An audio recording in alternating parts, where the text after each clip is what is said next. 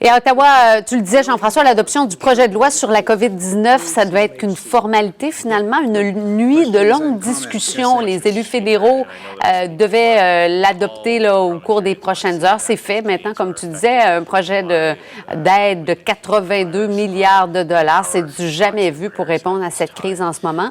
Le gouvernement pourra aller de l'avant avec des programmes d'aide pour les travailleurs, pour les entreprises. C'est Andrew Scheer qui s'est opposé au pouvoir fiscal que s'était donné le gouvernement ou qu'on tentait de s'accorder là-dedans, un peu en catimini. Là.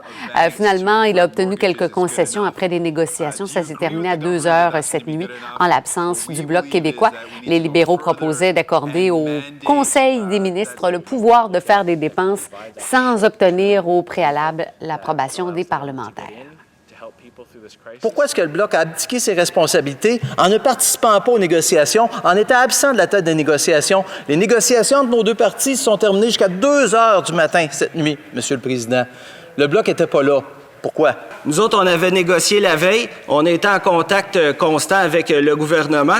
C'est nous, l'entente qu'il y avait ce matin, qui est assez semblable à celle qu'il y a ce soir, nous convenait. On se disait, oui, il y a un moment de crise, il faut aller de l'avant, il y a une urgence. Nous, on pensait au monde qui sont sous le chômage, là, puis qui se demandent s'ils vont recevoir leur chèque. En tout cas, ça, pour moi, c'est un cas de partisanerie, avoir retardé de 2 heures. Quand je regarde ce qu'il y a dans le projet de loi de ce soir versus celui de ce matin,